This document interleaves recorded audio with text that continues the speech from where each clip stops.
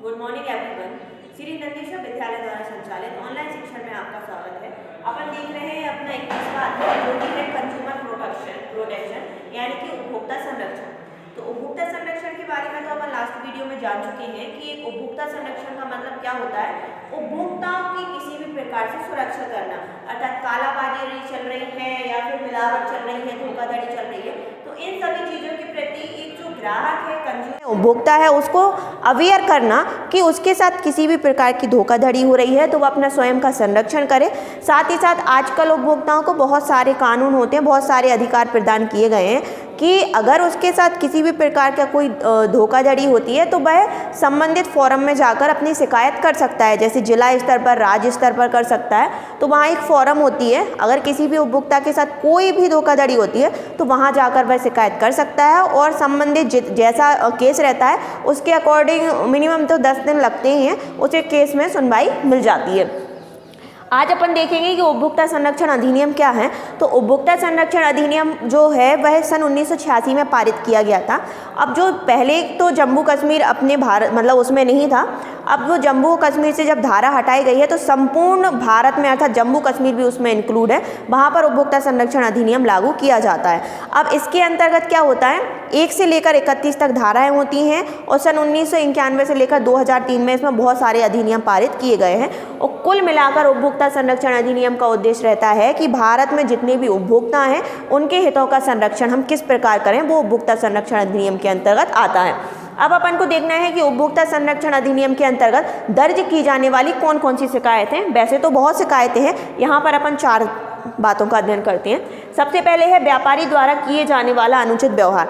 मान लीजिए आप कस्टमर हैं, आप किसी दुकान पर जाते हैं, व्यापारी आपके साथ अनुचित व्यवहार करता है, यानी कि वस्तुओं में मिलावट करता है, जमाखोरी करता है और साथ ही साथ कालाबाजारी भी करता है, वस्तुओं की कीमत को बहुत बढ़ा चढ़ा कर देता है। तो ऐसा किए गए अनुचित व्यवहार के अंतर्गत अपन उपभोक्ता संरक्षण अधिनियम के अंतर्गत शिकायत कर सकते हैं। दूसरा होता है वस्तु की खराबी के संबंध में।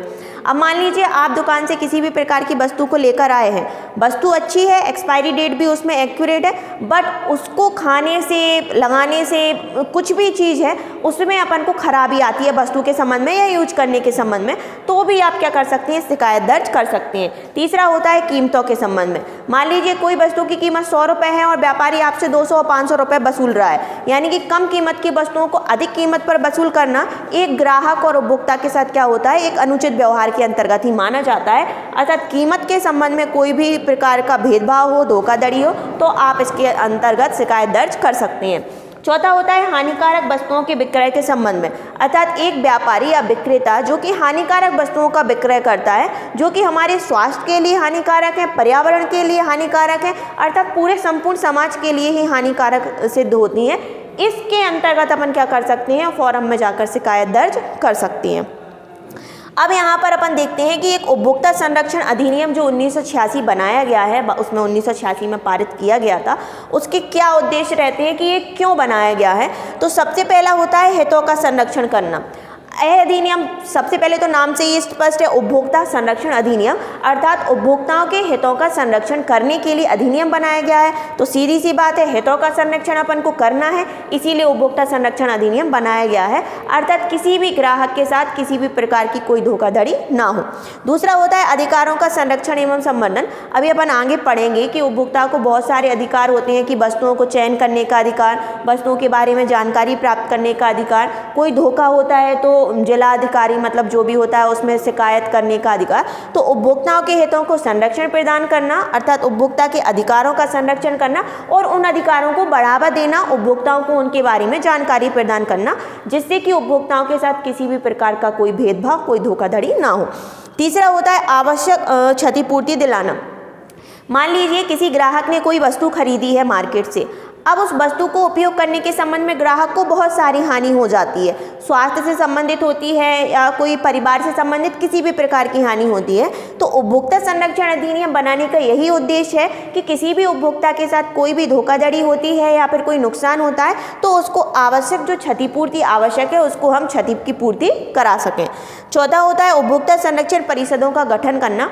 तो उपभोक्ता संरक्षण अधिनियम 1986 इसीलिए बनाया गया है कि मतलब कि जैसे जिला स्तर है तो जिला स्तर पर, राज्य स्तर है तो राज्य स्तर पर, और भी बड़े स्तरों पर अपन क्या कर सकते हैं, उपभोक्ता संरक्षण परिषदों का गठन कर सकें। क्योंकि एक उपभोक्ता है वह तो अपने अधिकारों के प्रति लड़ नहीं सकता है, इसीलिए उपभोक्ता परिषद संगठनों का निर्माण करना ताकि उपभोक्ता एक साथ संगठित होकर अपने अधिकारों के लिए लड़ सकें। तो अब अपन मिलते हैं नेक्स्ट टॉपिक के साथ। अब अपन देखते हैं कि जो हमारा उपभोक्ता संरक्षण अधिनियम 1986 है उसके अंतर्गत जो उपभोक्ताओं के अधिकार हैं, क्या क्या उनके दायित्व हैं और किन किन तरीकों से अपन उपभोक्ता संरक्षण अधिनियम अपना सकते हैं उसके बारे में अपन जानते हैं। तो सबसे पहले अपन को जानना पड़ेगा कि एक उपभोक्ता अर्थात कस्टमर जो होता है उसके कौन कौन से अधिकार होते हैं। तो सबसे पहला होता है उपभोक्ता की शिक्षा संबंधी अधिकार। इसका मतलब ये होता है कि एक उपभोक्ता को यह अधिकार होता है कि वह शिक्षित हो, क्योंकि अपन जानते हैं कि एक शिक्षित उपभोक्ता जो होता है वही आगे जाकर वस्तुओं के संबंध में हर एक बात की जानकारी आसानी से प्राप्त कर सकता है। तो सबसे पहला अधिकार होता है कि उपभोक्ता क्या होना चाहिए, शिक्षित होना चाहिए, अर्थात उसे उपभोक्ता की शिक्षा का अधिकार होता है।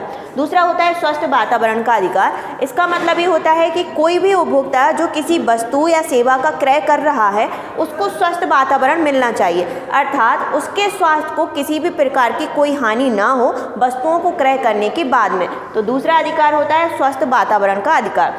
तीसरा होता है क्षतिपूर्ति प्राप्त करने का अधिकार। इसका मतलब ये होता है कि किसी भी उपभोक्ता के द्वारा अगर कोई वस्तु क्रय की गई है, अब वस्तुओं को क्रय करने के पश्चात अगर उनके स्वास्थ्य को कोई हानि होती है तो उन्हें क्षतिपूर्ति प्राप्त करने का अधिकार है। या तो वह जिस वस्तु से हानि हुई है उसको रिटर्न कर सकते हैं या फिर रिटर्न करने के बदले में उनसे कुछ कंपनसेट कर सकते हैं। तो तीसरा होता है क्षतिपूर्ति प्राप्त करने का अधिकार। चौथा होता है विचार रखने का अधिकार। तो ये तो अपन सभी जानते हैं कि एक उपभोक्ता है, पढ़ा लिखा है और उसको यह अधिकार होता है कि वस्तुओं को क्रय करने के संबंध में, उनकी क्वालिटी के संबंध में, कीमत के संबंध में, अर्थात सब प्रकार से उसे अपने विचारों को व्यक्त करने का अधिकार माना जाता है। पांचवा होता है चयन का अधिकार। ये तो सभी को ऑलमोस्ट पता ही है कि प्रत्येक उपभोक्ता को वस्तुओं का चयन करने का अधिकार है। 10 वस्तुओं को देखकर उसे किस प्रकार की वस्तुओं को क्रय करना है, ये सारी अधिकार एक उपभोक्ता के पास होते हैं, इसीलिए उपभोक्ताओं को चयन का अधिकार भी प्राप्त होता है। अब यहाँ पर अपन जानेंगे कि एक उपभोक्ता के कौन कौन से उत्तरदायित्व होते हैं। अर्थात एक उपभोक्ता है, क्योंकि अधिकार और जो उत्तरदायित्व होते हैं वो एक ही सिक्के के दो पहलू हैं। जब हमें अपने दायित्वों का पता होगा तब हम अपने अधिकारों का उपयोग कर पाएंगे। तो सबसे पहला होता है स्वदेशी वस्तुओं का क्रय। ये तो हमारी जो भारत देश की जनता है उसको परम दायित्व माना जाता है कि हमें अपने लिए स्वदेशी वस्तुओं का ही क्रय करना चाहिए। इससे क्या होता है, जो देश की इनकम रहती है वह देश में ही रहती है, देश में जो रोजगार की स्थिति रहती है वह भी धीरे धीरे बढ़ती जाती है और हमारे देश की जो अर्थव्यवस्था है वह भी विकसित होती जाती है। इसीलिए हमें क्या करना चाहिए, केवल और केवल जो देश में निर्मित वस्तुएं हैं हमें स्वदेशी वस्तुओं का ही क्रय करना चाहिए। दूसरी चीज़ होती है कालाबाजारी से वस्तुओं का क्रय नहीं करना चाहिए। अब बहुत बार ऐसा होता है कि बहुत से व्यापारी क्या करते हैं, कालाबाजारी करके वस्तुओं को स्टोर करके रख लेते हैं और फिर वस्तुओं को स्टोर करने के बाद में उनकी कीमत को बढ़ा घटाकर बेच देते हैं। तो कस्टमर भी ऐसे ही करते हैं कि ऐसे व्यापारी जो कालाबाजारी कर रहे हैं उनसे वस्तुओं को क्रय करते हैं। तो हमें ऐसे व्यक्तियों से अर्थात ऐसे व्यापारियों से वस्तुओं का क्रय नहीं करना चाहिए। तीसरा होता है मिलावट वाले व्यापारियों का बहिष्कार।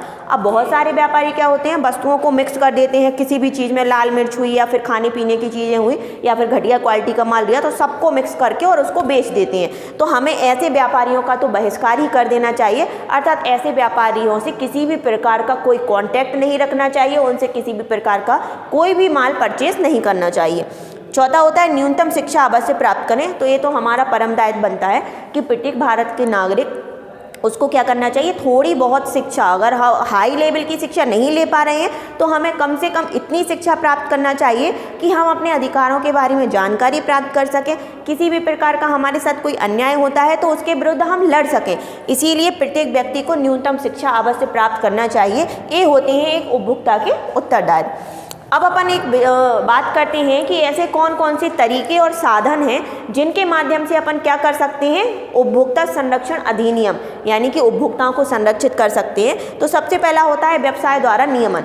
इसका मतलब क्या होता है, एक व्यवसायी है, उसे दीर्घ समय तक अर्थात दीर्घ अवधि तक अपना व्यापार संचालित करना है तो सबसे पहले उसको अपने उपभोक्ताओं को सेटिस्फाई करना पड़ेगा, क्योंकि एक सेटिस्फाई उपभोक्ता है वह जाकर 100 नए उपभोक्ताओं को जन्म देता है, अर्थात अपनी वस्तुओं का प्रचार प्रसार स्वयं करता है। तो सबसे पहले व्यवसायी को स्वयं नियमन करना चाहिए, अर्थात उसे वस्तुओं को इस प्रकार से प्रोवाइड करना चाहिए कि वस्तुएं अच्छी क्वालिटी की हों, सही कीमत पर हों। साथ ही साथ इसको क्या करना चाहिए, उपभोक्ता की जो शिकायत केंद्र आजकल संचालित किए जाते हैं तो उनको वो निर्धारित करना चाहिए कि किसी भी कस्टमर को कोई प्रॉब्लम्स होती है, उसकी कोई शिकायत होती है तो वह दर्ज करा सके और हम उसका सॉल्यूशन कर सकें। दूसरी चीज़ होती है उपभोक्ताओं की जागरूकता। तो ये सबसे मेन एलिमेंट होता है उपभोक्ता संरक्षण अधिनियम का कि जो उपभोक्ता है वह स्वयं अपने अधिकारों और कर्तव्यों के प्रति जागरूक हो, क्योंकि अपन किसी को पकड़ के ला के बोलें कि आप जाइए शिकायत दर्ज करिए, आपके साथ धोखाधड़ी हुई है, तो ये सारी चीज़ें पॉसिबल नहीं हो पाती हैं। इसीलिए हमें उपभोक्ताओं को स्वयं जागरूक करना चाहिए कि वह स्वयं अपने अधिकारों के प्रति अवेयर हो और किसी भी प्रकार का कोई अन्याय हो रहा है तो उसके विरुद्ध स्वयं लड़ें। तो दूसरा साधन होता है उपभोक्ता की जागरूकता। तीसरा होता है उपभोक्ता संगठन। इसका मतलब ये होता है कि एक कोई अकेला व्यक्ति है, वह चाहे तो बहुत कुछ कर सकता है बट फिर भी उसमें थोड़ी बहुत झिझक आ जाती है, थोड़ा बहुत डर आ जाता है। अब अपन को क्या करना है, उपभोक्ताओं का एक संगठन बनाना है कि किसी भी उपभोक्ता के साथ कोई भी अन्याय होता है, कोई धोखाधड़ी होती है तो भाई अपने संगठन में जाकर बात रखे और बात रखने के बाद उसको शिकायत उसकी दर्ज करे। तो इस तरीके से हम उपभोक्ताओं को संरक्षित कर सकते हैं। अब होता है पत्र और पत्रिकाएं। इसका मतलब क्या होता है, जो हमारे न्यूज़पेपर होते हैं जो दैनिक डेली रूटीन में अपन पढ़ते हैं, तो हमारे न्यूज़पेपर हुए, पत्र हुए, पत्रिकाएं हुई, इनमें अपन को क्या करना चाहिए, उपभोक्ताओं के साथ क्या व्यवहार हो रहा है, क्या धोखाधड़ी हो रही है, उसके संबंध में हमें इसमें समय समय पर न्यूज़ प्रकाशित करते रहना चाहिए कि किसी भी उपभोक्ता के साथ कोई भी प्रकार का कोई भी मतलब धोखाधड़ी हो, अन्याय हो, अनीति हो, तो उसके बारे में उपभोक्ताओं की जानकारी प्राप्त मिले और उपभोक्ता अपने अधिकारों के प्रति जागरूक हो।